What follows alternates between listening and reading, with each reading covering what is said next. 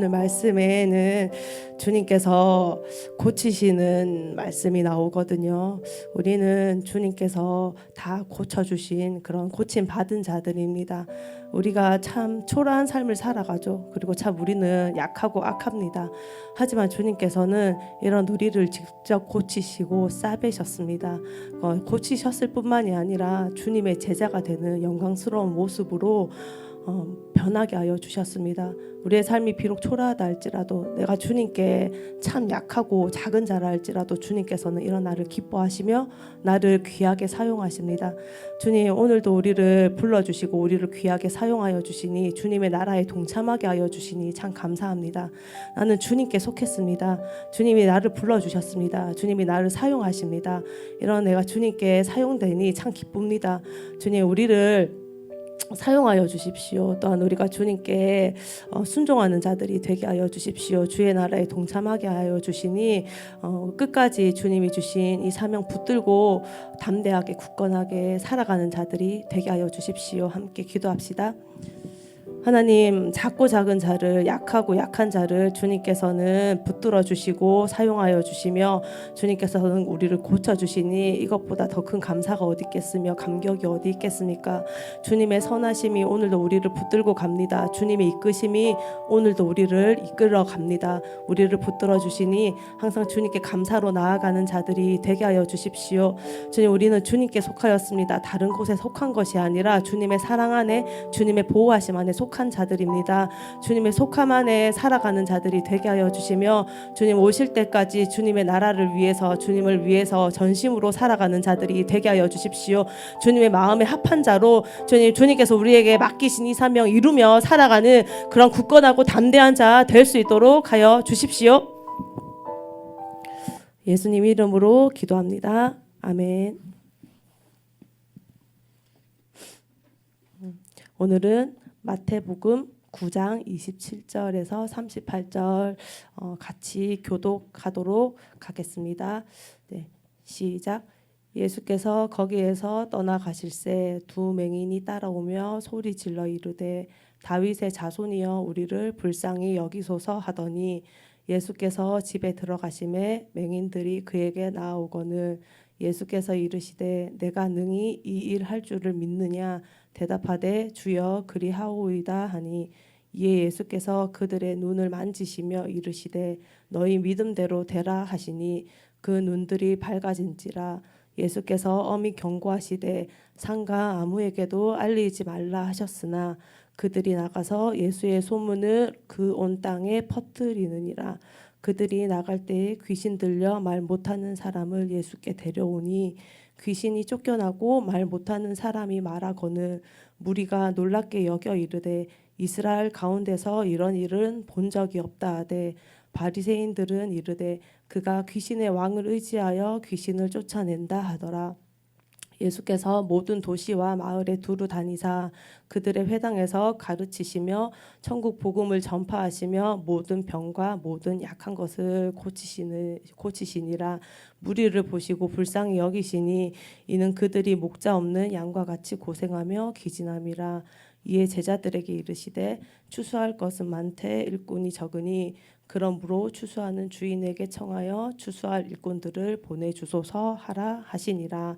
아멘. 마태복음 저희가 계속 하고 있습니다. 이 마태복음에는 예수님께서 모든 도시와 마을에 두루 다니시면서 말씀을 가르치고 그리고 천국의 복음을 전하고 모든 병과 모든 약한 것들을 고치시는 그런 말씀이 나옵니다. 저희가 5장에서 7장까지 큐티했던 그 말씀은 예수님께서 산에 올라가서 말씀을 가르치시는 그런 내용이었어요. 그리고 8장에서부터 지금 우리가 보고 있는 9장까지는 예수님께서 병든 자들을 고쳐주시는 그런 말씀들이 나옵니다.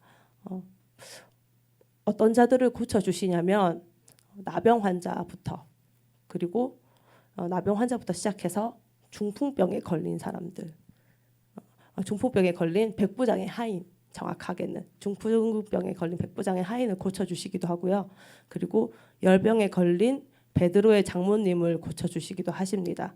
또한 병들린 자뿐만이 아니라 귀신 들린 자들도 주님께서는 가라 한마디로 고쳐주십니다. 그리고 이제 침상에 누운 중풍병자가 있는데 이도 주님께서 고쳐주십니다.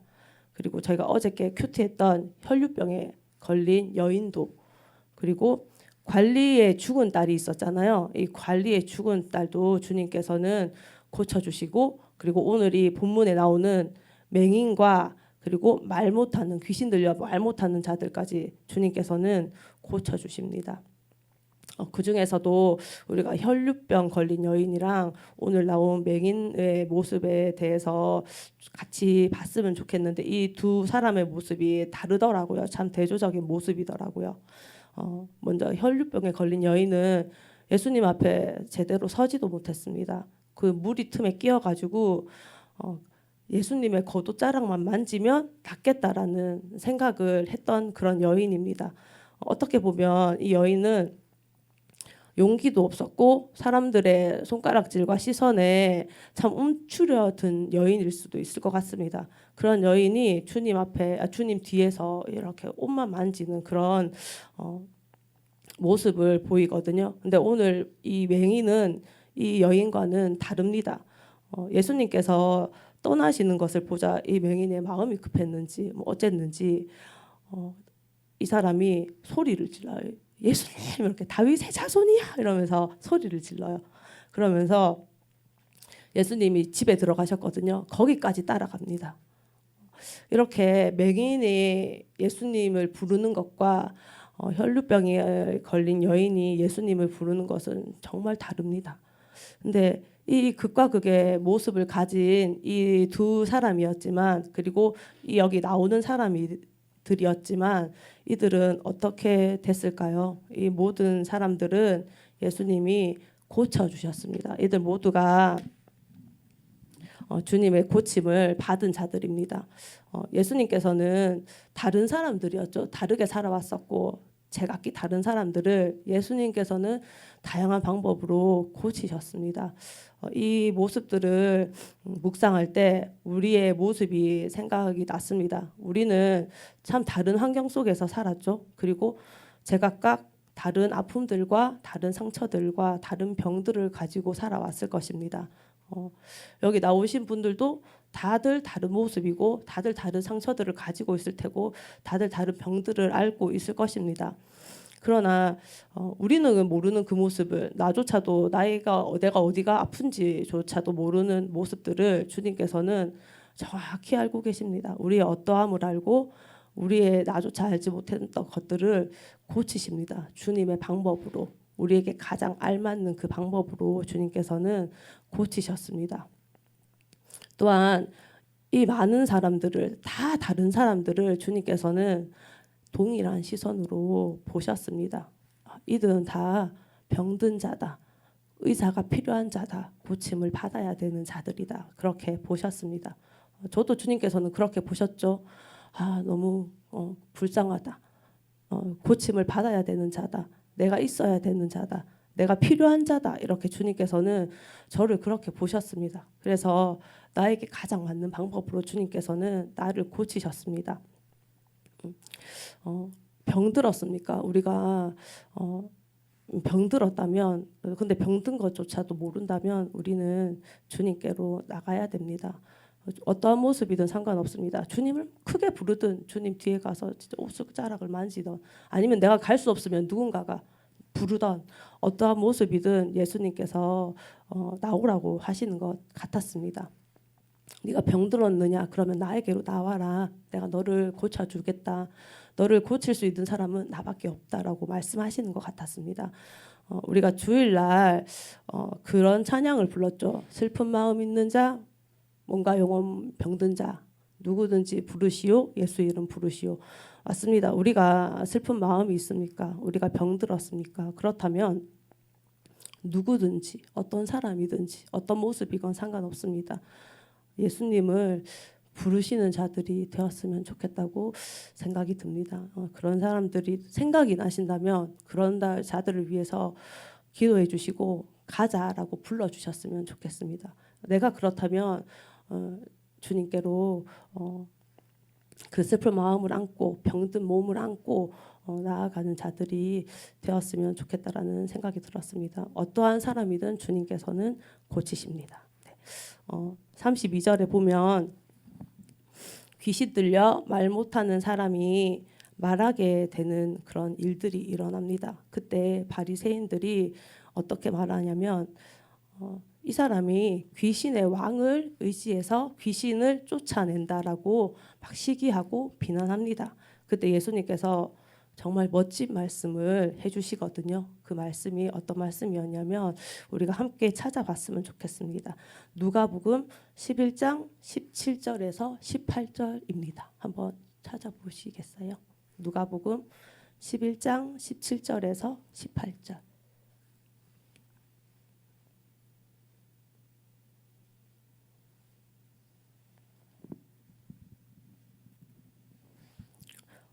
네.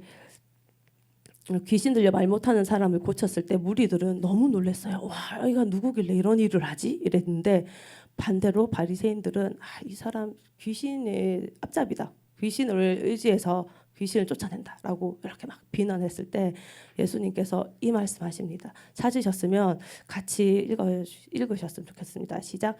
예수께서 그들의 생각을 아시고 이르시되 스스로 분쟁하는 나라마다 황폐하여지며 스스로 분쟁하는 집은 무너지느니라. 너희 말이 내가 바알세불에 힘입어 귀신을 쫓아낸다 하니 만일 사탄이 스스로 분쟁하면 그의 나라가 어떻게 서겠느냐. 주님께서 이 말씀을 딱 하십니다. 이 말씀을 처음에 묵상했을 때 너무 놀랐습니다. 주님 너무 말씀 잘하시는 거 아니야? 이렇게 생각했습니다. 맞습니다. 스스로 분쟁하면 무너집니다. 예수님께서는 이 말씀을 하시면서 너희가 바알세불을 힘입어 쫓아낸다는데 그렇다면 그 나라는 무너지지 않겠느냐 이렇게 얘기하시거든요. 바리새인에게 하시는 이 말씀이 너무 멋지지 않습니까? 주님은 모든 이름 위에 뛰어난 이 땅의 주인이시고 그 위에 있는 분이십니다. 왕 중의 왕이십니다. 그래서 우리가 주님의 이 말씀 더욱더 믿으며 주님이 이 땅을 다스리는 분이심을 기억했으면 좋겠습니다. 예. 마지막으로 36절에 보시면 예수님께서 무리를 보시고 불쌍히 여기셨다 되어 있거든요. 왜 불쌍히 여기셨냐? 이들이 목자 없는 양같이 고생하며 기진했다라고 되어 있습니다. 이제 여기서 나오는 고생하다라는 뜻을 찾아봤었는데 이 고생하다는 거는 우리가 뭐 힘든 일에서 힘들다, 진짜 고생스럽다 이게 아니라 가죽을 벗기는 그리고 칼로 착착착착 써는 것처럼 그런 극심한 고통이나 걱정을 뜻하는 그런 단어라고 합니다. 그리고 기진하다는 것은 내가 못 먹어서 배고파서 힘들어서 기진한다 이게 아니라 이 가죽을 벗길 만큼 칼로 썰 만큼 그런 극심한 고통으로 인해서 더 이상 회복이 불가능하다. 더 이상 이 절망 속에서 나오기는 불가능하다. 이런 상태를 뜻하는 그런 뜻이라고 합니다. 그만큼 극심하고 그만큼 절망적인 상황이라고 합니다. 목자 없는 양들이 그런 상태라는 것입니다.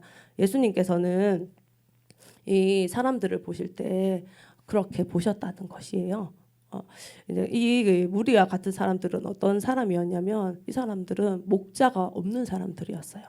목자가 그 당시에 없지는 않았겠죠. 바리새인도 있었을 테고 서기관도 있었을 테고 이런 사람들이 있었는데 이들은 참 목자가 아니었죠. 사꾼과도 같은 자들이었죠. 그래서 자기들도 천국에 들어가지 못할 뿐만이 아니라 예수께로 나아오지 못하게 하는 그런 사꾼과 같은 자들에게 배움받는 자들, 그런 자들에게 매여 있는 자들을 보면서 목자 없는 양같이 고생하며 기진하다. 이들이 이 사꾼들로 인해서 자기들이 이 지울 수 없는 이 짐으로 인해서 짐지고 있다라고 여기셨습니다. 종교적인 영에 갇혀서 또한 율법적인 것에 매여서 그래서 고생하며 기진하고 있는 그런 자들을 주님께서는 너무너무 불쌍하게 보셨다라고 되어 있는 것입니다. 그러면서 제자들에게 추수할 것들이 많다. 이것 봐라. 이렇게 종교적인 영에, 율법적인 영에 사꾼들로 인해서 무거운 짐을 진 자들이 이렇게 많다. 그러니 너희가 기도해라. 주님께 청해라. 목자들을 보내주십시오라고 해라. 제자들에게 주님께서는 이것을 말씀하셔요. 예수님의 시선은 누구에게 향해 있습니까? 예수님의 시선은 목자 없는 자들을 향해서 시선은 목자 없는 자들을 향해서 향해 있습니다. 근데 참 아이러니하게도 목자 없는 양 같은 자들은 자신들이 어떠한지 몰라요. 내가 목자가 없는지, 내가 그냥 이렇게 고생하며 기진하며 살아가고 있는지 모르는 채 살아가고 있습니다. 나는 잘 믿는다. 나는 잘 살고 있다. 나는 하나님 안다. 그렇게 여기면서 살아가고 있습니다. 그래서 주님께서는 제자들에게 청하라고 말씀하십니다. 이런 자들이 있다. 양같이 기진한 자들이 있다. 고생하는 자들이 있다. 나는 그들을 향해서 항상 보고 있다. 그러니 너희가 이 묶인 자들을 위해서, 매인 자들을 위해서 참 목자들을 보내주십시오라고 청해라, 기도해라 이렇게 말씀하는 것 같았습니다. 참 목자이신 예수님께로 인도해줄 목자들을 위해서 우리가 한번 기도했으면 좋겠다라는 생각이 들었고, 그리고 목자 없는 양처럼 기진하며 고생하는 자들이 아니라 참 목자이신 예수님을 전심으로 진심으로 알게 되는 자들이 되었으면 좋겠다라는 그런 생각들이 들었습니다. 우리는 주님의 제자들이잖아요. 예수님께서는 제자들에게 이 일을 맡기셨습니다. 다른 이들에게 맡기지 않았습니다. 그래서 우리가 예수님의 제자로 묶인 자들을 위해서 기도했으면 좋겠고, 참 목자이신 예수님께로 인도해줄 그런 목자들을 위해서도 같이 기도했으면 좋겠다라는 그런 생각이 들었습니다. 제가 준비한 말씀은 여기까지고 5분 정도 묵상하시고 기도하도록 하겠습니다. 묵상 되셨습니까? 저는 말씀 묵상할 때 주님이 시선이라는 오늘 같은 제목의 말씀이 그냥 제목이 생각이 났었습니다. 주님께서는 우리를 이렇게 보신다. 주님께서는 아픈 자들을 이렇게 보신다. 주님께서는 기진하며 고생하는 자들을 이렇게 보신다. 그런 마음들이 참 많이 들었습니다.